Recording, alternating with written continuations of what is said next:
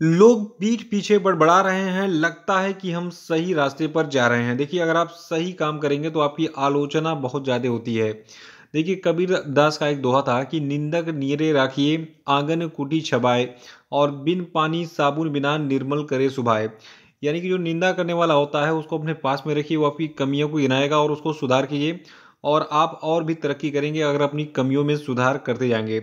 नमस्कार दोस्तों, आज के वीडियो में करेंगे हम 30 दिसंबर के करंट अफेयर। देखिए, आज के वीडियो में जितने भी करंट अफेयर हैं ये बहुत ही सिलेक्टिव हैं और मोस्ट इंपॉर्टेंट है आपकी सभी आगामी परीक्षाओं के लिए। तो शुरू से लास्ट तक वीडियो में रहिए और इस वीडियो को पूरा देखने के बाद आप इसकी पीडीएफ फाइल जो है उसको भी डाउनलोड कर सकते हैं। नीचे डिस्क्रिप्शन बॉक्स में है और हमारे टेलीग्राम चैनल पे दोनों जगहों पे आपको इस वीडियो के पीडीएफ मिल जाएगी। देखिए, हमारा जो टेलीग्राम चैनल है इसकी लिंक डिस्क्रिप्शन बॉक्स में दी गई है। वहाँ पर जो है जाके आप जो है पूरा अपडेट पा सकते हैं। अब मेरे नए वाले चैनल के जितने भी करंट अफेयर के वीडियोस हैं उन सभी का। और ये वीडियो को लाइक और शेयर कर दीजिएगा, ये मैं आपको डेली कहता हूँ और आज भी कहता हूँ, ठीक है। तो इसको जो है ज़रूर कर दिया कीजिए क्योंकि ये चैनल नया है और बहुत सारे बच्चों को अब तक पता नहीं चल पाया है कि अब मैं इस नए वाले चैनल पे पढ़ा रहा हूँ। देखिए, आज का पहला प्रश्न है कि किस बॉलीवुड अभिनेत्री को 2021 का PETA person of the year नामित किया गया है। तो देखिए, 2021 की PETA person of the year बनी है आलिया भट्ट। देखिए, जो बॉलीवुड की अभिनेत्री हैं आलिया भट्ट, इनको जानवरों के अनुकूल फैशन उद्योग के समर्थन में उनके काम के लिए 2021 का PETA person of the year नामित किया गया है। देखिए, हर साल जो भी एग्जामिनेशंस होते हैं तो उसमें जो है पिछले साल का जो PETA person of the year चुना जाता है उसके बारे में प्रश्न जो है जरूर पूछा जाता है। तो अब 2022 में जितने भी एग्जामिनेशंस होंगे, आप ये मान के चलिए कि आपको ये प्रश्न हर पेपर में छपा मिलेगा कि 2021 की PETA person of the year कौन चुनी गई। तो आलिया भट्ट चुनी गई थी। देखिए, जो अभिनेत्री आलिया भट्ट हैं तो इन्होंने अभी हाल ही में फ्लेदर के पीछे फूल कंपनी में निवेश किया था, जो कि मंदिर में फेंके गए फूल से शाकाहारी चमड़ा बनाती है। देखिए, जो आलिया भट्ट है इनको बिल्ली और कुत्तों की वकालत करने के लिए भी जाना जाता है और ये जो है मजबूत पशु संरक्षण कानून के लिए भी जो है कई दफ़ा आवाज़ उठा चुकी हैं। तो आलिया भट्ट के बारे में याद रखिएगा कि इनको 2021 का PETA person of the year नामित किया गया है। और अगला प्रश्न है कि किस देश की सरकार ने आगामी 3 वर्षों यानी कि 2025 तक जो है देश के सभी परमाणु ऊर्जा संयंत्रों को जो है बंद करने की घोषणा की है। तो देखिए, बेल्जियम की सरकार ने हाल ही में घोषणा की कि जितने भी परमाणु भट्टियां हैं जिनसे बिजली बंद हो रही है बन रही है उन सभी को ये 2025 तक जो है बंद करने की घोषणा करेगी, कोशिश करेगी। देखिए, इन ऊर्जा संयंत्रों को बंद करने की ये प्रक्रिया जो है वर्ष 2022 में शुरू की जाएगी और बेल्जियम के परमाणु बेड़े में 7 दबावयुक्त जल रिएक्टर जो है शामिल हैं, इसको याद रखिएगा।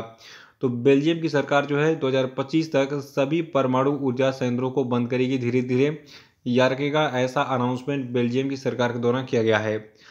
अगला प्रश्न है कि हाल ही में केंद्र सरकार ने गुरु तेग बहादुर की 400वीं जयंती मनाने के लिए गठित उच्च स्तरीय समिति के अध्यक्ष के रूप में भी हाल ही में किसको नियुक्त किया है। तो देखिए, एक समिति हाल ही में बनाई गई थी और ये समिति जो है गुरु तेग बहादुर की 400वीं जयंती मनाने के लिए बनाई गई थी और इसके अध्यक्ष होंगे खुद प्रधानमंत्री नरेंद्र मोदी। देखिए, तेग बहादुर जी के बारे में आपको बता दूं कि ये जो है सिखों के 9वें गुरु थे। किस क्रम के गुरु थे? सिखों के 9वें गुरु थे और ये गुरु गोविंद सिंह के 5वें पुत्र थे। कौन? गुरु तेग बहादुर। और इनका जन्म जो है ये अमृतसर पंजाब में हुआ था। और देखिए, हर साल जो आपके गुरु तेग बहादुर हैं तो 24 नवंबर को सिख धर्म के 9वें गुरु गुरु तेग बहादुर के शहादत दिवस के रूप में जो है मनाया जाता है। और एक खास बात और है, देखिए, जो गुरु तेग बहादुर की 400वीं जयंती मनाने के लिए जो उच्च स्तरीय समिति बनाई गई है तो इसमें कुल 70 सदस्य होंगे और इनमें प्रमुख सदस्यों में लोकसभा के स्पीकर ओम बिरला, पूर्व प्रधानमंत्री मनमोहन सिंह, राज्यसभा के नेता प्रतिपक्ष मल्लिकार्जुन खड़गे भी जो है शामिल होंगे। अगला प्रश्न है कि 26 मैचों में 100 शिकार करने वाले भारत के पहले विकेट कीपर कौन बन गए हैं। तो देखिए, 26 मैचों में 100 शिकार करने वाले भारत के पहले विकेट कीपर ऋषभ पंत बन गए हैं। देखिए, जो ऋषभ पंत हैं इन्होंने साउथ अफ्रीका के खिलाफ खेली जा रही टेस्ट सीरीज में 3 मैचों की टेस्ट सीरीज के पहले मैच में 100वां टेस्ट शिकार करके पूर्व भारतीय दिग्गज महेंद्र सिंह धोनी को पीछे छोड़ दिया है। अगला प्रश्न है कि हाल ही में किसे पर्यावरण, वन और जलवायु परिवर्तन मंत्रालय में वन महानिदेशक और विशेष सचिव के रूप में नियुक्त किया गया है। तो देखिए, इनका नाम है चंद्र प्रकाश गोयल। याद रखिएगा, चंद्र प्रकाश गोयल जो हैं इनको पर्यावरण, वन और जलवायु परिवर्तन मंत्रालय में वन महानिदेशक और विशेष सचिव के रूप में नियुक्त किया गया है। आपको बता दूं 1986 बैच के IFS अधिकारी हैं कौन? चंद्र प्रकाश गोयल। ये उत्तर प्रदेश के वन विभाग के तहत प्रधान मुख्य संरक्षक भी जो है रह चुके हैं। तो अब चंद्र प्रकाश गोयल किस काम के लिए अपॉइंट किए गए हैं? चंद्र प्रकाश गोयल को पर्यावरण, वन और जलवायु परिवर्तन मंत्रालय में वन महानिदेशक और विशेष सचिव के रूप में नियुक्त किया गया है। अगला प्रश्न है कि हाल ही में किस भारतीय तेज गेंदबाज ने टेस्ट क्रिकेट में भारत के लिए सबसे कम गेंदों में 200 विकेट लेने का रिकॉर्ड बनाया? तो देखिए जो भारत के बहुत अच्छे पेसर कहे जाते हैं जिनका नाम है मोहम्मद शमी। तो मोहम्मद शमी जो है इन्होंने टेस्ट क्रिकेट में भारत के लिए सबसे कम गेंदों में 200 विकेट लेने का रिकॉर्ड बनाया है। और आपको बता दूं अभी हाल ही में सेंचुरियन टेस्ट मैच में दक्षिण अफ्रीका की पहली पारी में शमी ने ये मुकाबला हासिल किया और इसके लिए इन्होंने कुल 9,896 गेंदें ली और 9,896 गेंदों में इन्होंने ये 200 विकेट लिए हैं। ठीक है, देखिए इससे पहले ये record off spinner R Ashwin यानी कि रविचंद्रन अश्विन के नाम था, जिन्होंने कुल कितना 10,248 गेंदें फेंक कर जो है क्या की थी 200 विकेट लिए थे। लेकिन अब इनसे कम यानी कि 9,896 गेंदों में जो है 200 विकेट कंप्लीट करके मोहम्मद शमी ने इनका रिकॉर्ड तोड़ दिया है। अगला प्रश्न है कि पंजाब नेशनल बैंक के नए मैनेजिंग डायरेक्टर और CEO कौन बने? तो देखिए जो PNB यानी कि पंजाब नेशनल बैंक है इसके नए MD और CEO बन गए हैं अतुल कुमार गोयल। देखिए जो अतुल कुमार गोयल हैं ये 31 दिसंबर 2024 तक PNB प्रमुख के रूप में काम करेंगे, यानी कि अब 2024 तक आपको कोई और नाम नहीं रखना है। याद रख लीजिए 2024 तक के लिए कि जो पंजाब नेशनल बैंक के प्रमुख हैं यानी कि MD और CEO हैं इनका नाम क्या है? अतुल कुमार गोयल है। देखिए जो गोयल जी हैं ये जो है इस पद पर जो है स्थान लेंगे किसका? इस पद पर जो है ये जो है मल्लिकार्जुन राव का स्थान लेंगे। ठीक है, तो मल्लिकार्जुन राव के स्थान पर अतुल कुमार गोयल अब बन गए हैं पंजाब नेशनल बैंक के नए MD और CEO। अगला प्रश्न है कि यूको बैंक के नए MD यानी कि मैनेजिंग डायरेक्टर, इसको हिंदी में प्रबंध निदेशक कहते हैं, और मुख्य कार्यकारी अधिकारी कौन बने? तो देखिए यूको बैंक के नए MD और CEO यानी कि प्रबंध निदेशक और मुख्य कार्यकारी अधिकारी बन गए हैं सोमा शंकर प्रसाद। देखिए जो सोमा शंकर प्रसाद हैं इनका भी कार्यकाल 31 मई 2023 तक होगा, यानी कि 31 मई 2023 तक अपनी सेवानिवृत्ति की आयु प्राप्त करने की तिथि तक जो है ये यूको बैंक के MD और CEO के रूप में काम करेंगे। कौन? सोमा शंकर प्रसाद। यूको बैंक की बात करें तो इसका मुख्यालय कहाँ पे? कोलकाता में है। और जिन बैंकों का मुख्यालय मुंबई से इतर है उसका मुख्यालय जरूर याद किया कीजिए। ठीक है, तो यूको बैंक का मुख्यालय कोलकाता में है और इसके CEO कौन बन गए हैं?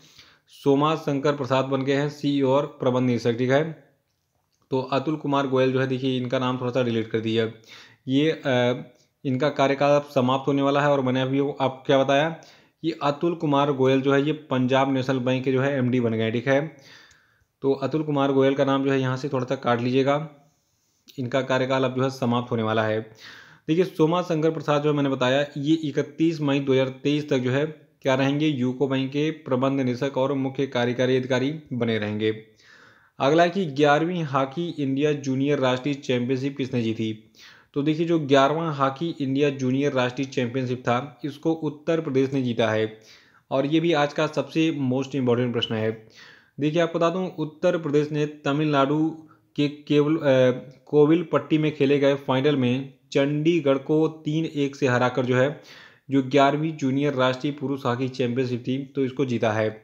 अगर एग्जाम में पूछा जाए कि जो 11वां हॉकी इंडिया जूनियर राष्ट्रीय चैंपियनशिप था तो इसको उत्तर प्रदेश ने किसको हराकर जीता है? तो इसको जीता है उत्तर प्रदेश ने चंडीगढ़ को 3-1 से हराकर, याद रखिएगा इसको। और आपको बता दूं जो ये तमिलनाडु के कोविलपट्टी में खेला गया फाइनल मुकाबला था तो इस टूर्नामेंट के शीर्ष स्कोरर कौन है? शारदानंद तिवारी। तो शारदानंद तिवारी ने उत्तर प्रदेश के लिए ओपनिंग की थी इसमें। और 10वां प्रश्न की अंतर्राष्ट्रीय महामारी तत्परता दिवस कब मनाया गया? तो देखिए इसको मनाया गया है 27 दिसंबर को, याद रखिएगा 27 दिसंबर को अंतर्राष्ट्रीय महामारी तत्परता दिवस यानी कि international day of epidemic preparedness जो है मनाया गया। देखिए जो आपका ये दिवस है अंतर्राष्ट्रीय महामारी तत्परता दिवस, इस दिवस का जो आयोजन है ये पहली बार वर्ष 2020 में किया गया था जब संयुक्त राष्ट्र महासभा में महामारी के विरुद्ध तैयारियों और इसकी रोकथाम और साझेदारी के महत्व की वकालत करने के लिए आवश्यकता पर जोर दिया था। तो ये थे आपके आज के सभी महत्वपूर्ण करंट अफेयर। और अब हम बात करेंगे आज के सभी क्वेश्चन अपडेट पे। तो सभी लोग कमेंट बॉक्स में आंसर देते रहेंगे। पहला प्रश्न आपके लिए कि हाल ही में किस देश ने इनामार सेट 6 F1 संचार उपग्रह लॉन्च किया, बताइए। और अगला प्रश्न कि हाल ही में किस देश ने बिना NOC यानी कि नॉन ऑब्जेक्शन सर्टिफिकेट के विदेशियों की शादी पर रोक लगा दी, बताइए। और अगला कि हाल ही में रक्षा मंत्री राजनाथ सिंह ने 26 दिसंबर 2021 को किस शहर में ब्रह्मोस एरोस्पेस क्रूज मिसाइल निर्माण इकाई का उद्घाटन किया है, बताइए। और नेक्स्ट है कि हाल ही आधुनिक युग के डार्विन कहे जाने वाले अमेरिका के किस प्रकृतिवादी का हाल ही में 92 साल की उम्र में निधन हो गया, बताइए।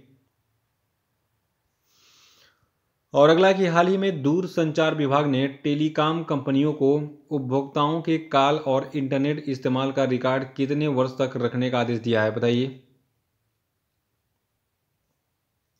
और अब हम बात करेंगे कल के पूछे गए सभी क्वेश्चन अपडेट के सही उत्तरों की। देखिए का पहला प्रश्न था कि हाल ही में किस टीम ने तमिलनाडु को हराकर पहली बार विजय हजारे ट्रॉफी का खिताब जीत लिया है, तो इसको हिमाचल प्रदेश ने जीता है।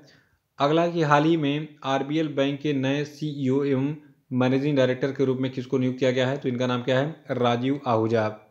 और तीसरा था कि हाल ही में किसने अपने उपन्यास किसुंगी के लिए फिक्शन की सर्वश्रेष्ठ पुस्तक के लिए सुशीला देवी पुरस्कार 2021 जीता है, तो इनका नाम क्या है, अनुकृति उपाध्याय। और चौथा था कि हाल ही में किस सीनियर भारतीय ऑफ स्पिनर ने क्रिकेट के सभी प्रारूपों से संन्यास लेने की घोषणा कर दी, तो ये जो है घोषणा हरभजन सिंह के द्वारा की गई थी। और पांचवा था कि हाल ही में श्रीलंका ने किस देश के साथ मिलकर त्रिंकोमाली तेल टैंक फॉर्म को संयुक्त रूप से विकसित करने के लिए एक समझौते पर हस्ताक्षर किया है, तो ये देश अपना भारत है। तो इसको याद रखिएगा। और इसी के साथ आज का वीडियो समाप्त होता है। जय हिंद, जय भारत। मिलते हैं कल के वीडियो में।